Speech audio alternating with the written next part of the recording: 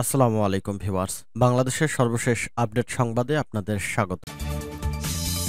বিভিন্ন রাজনৈতিক দলের উত্তেজনাপূর্ণ কর্মকাণ্ডের প্রভাবে সারা দেশ উত্তাল।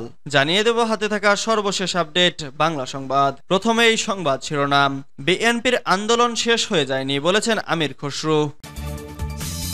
এরপর জানিয়ে দিব নতুন করে জীবন বাঁচাতে পালিয়ে এলেন ১১৯ বিজিপি। এদিকে প্রশ্ন ফাঁস কাণ্ডে গ্রেফতার সাজেদুল শুরু করেছিলেন আলিশান বাড়ির কাজ। এরপর জানিয়ে দিব সন্দ্বীপে এমপিকে হত্যা চেষ্টার অভিযোগ, আটক এক। আরো জানিয়ে দিব যুগপাতের শরিকদের সঙ্গে বিএনপির বৈঠক, কর্মসূচি নিয়ে আলোচনা। সর্বশেষ জানিয়ে দিব জাতীয় পরিচয়পত্র বানাতে গিয়ে আটক ২ রোহিঙ্গা। এতক্ষণ শুনছিলেন সংবাদ শিরোনাম, এবারে বিস্তারিত।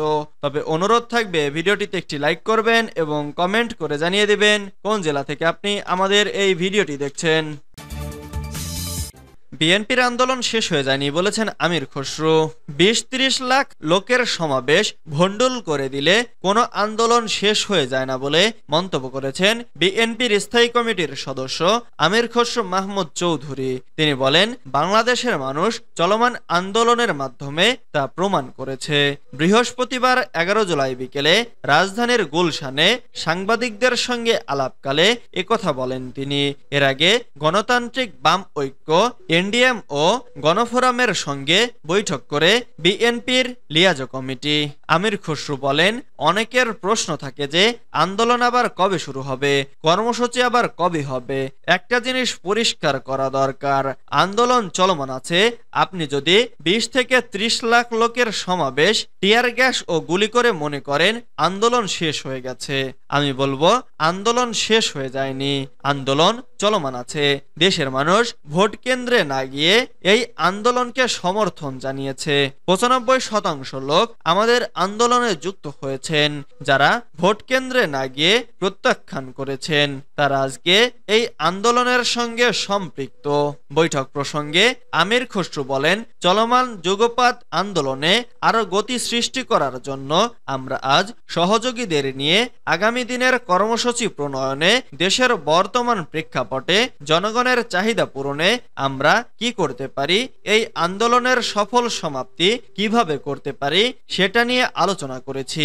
বিস্তারিত আলোচনা হয়েছে বৈঠকে। নতুন করে জীবন বাঁচাতে পালিয়ে এলেন ১১৯ বিজিপি। মিয়ানমারে চলমান সংঘর্ষের মধ্যে নতুন করে জীবন বাঁচাতে পালিয়ে এসেছেন আরো ১১৯ মিয়ানমার সীমান্তরক্ষী বাহিনী। তাদের মধ্যে দেশটির সেনাবাহিনীর সদস্যরাও রয়েছে।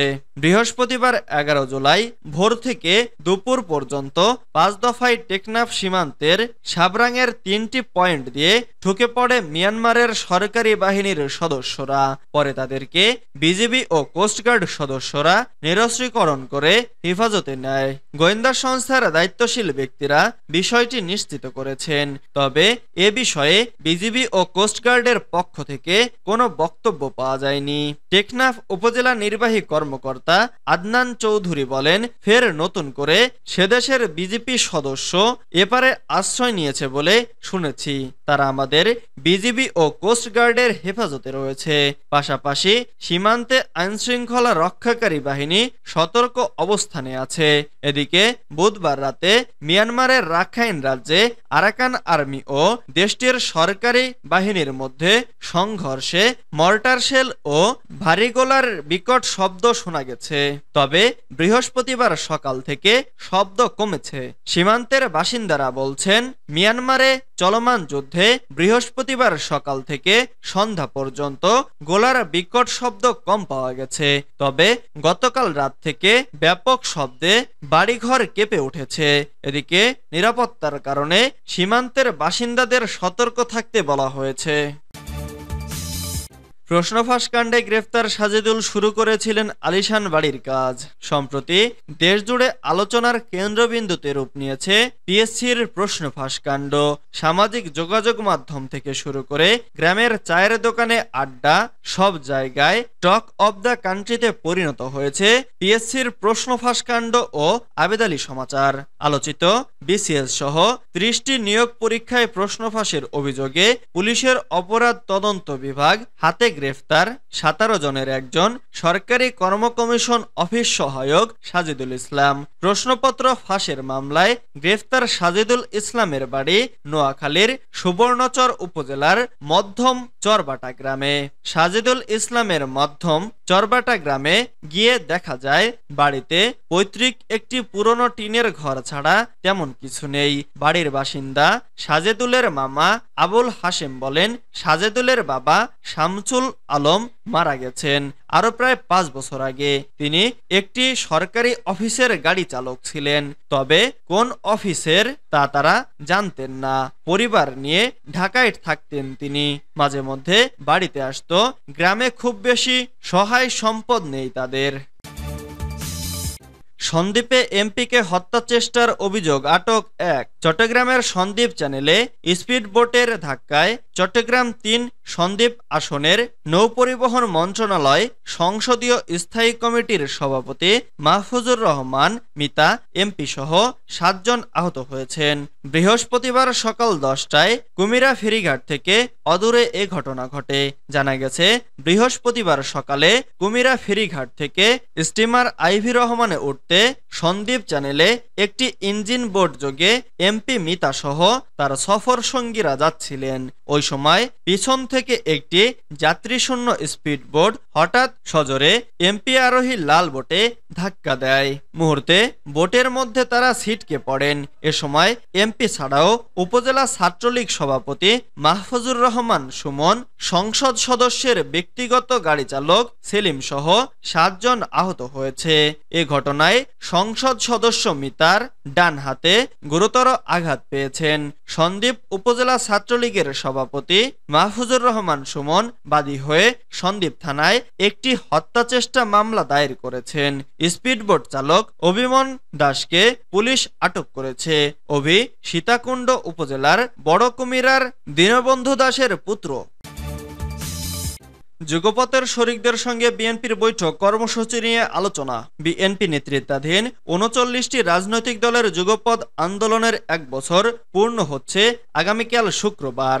1 বছর পূর্তির আগের দিন আবারও যুগপথ সঙ্গীদের সঙ্গে ধারাবাহিক বৈঠক শুরু করেছে বিএনপি। বৈঠকে ভারতের সঙ্গে হওয়া রেল ট্রানজিট, ব্যাংক খাতে দুর্নীতি, দ্রব্যমূল্যের ঊর্ধ্বগতি সহ নানান ইস্যুতে আগামীতে কি ধরনের কর্মসূচি দেওয়া যায় তার প্রস্তাবনা চাওয়া হয়। বৃহস্পতিবার 11 জুলাই বিকেলে গুলশানে বিএনপি চেয়ারপারসনের রাজনৈতিক কার্যালয়ে যুগপথ আন্দোলনের শরিক গণতান্ত্রিক বাম ঐক্য এনডিএম ও গণফোরাম পিপলস পার্টির সঙ্গে ধারাবাহিক বৈঠক করেন দলটির লিওজো কমিটির নেতারা। জাতীয় পরিচয়পত্র বানাতে গিয়ে আটক 2 রোহিঙ্গা। কিশোরগঞ্জের ভৈরবে ভুয়া জন্ম সনদ দিয়ে জাতীয় পরিচয়পত্র বানাতে গিয়ে এক নারী সহ 2 রোহিঙ্গাকে আটক করেছে ভৈরব থানা পুলিশ। আটককৃত রোহিঙ্গাদের জেল হেফাজতে পাঠানো হয়েছে। বুধবার 10 জুলাই বিকেলে ভৈরব উপজেলা নির্বাচন কার্যালয় থেকে তাদের আটক করা হয়।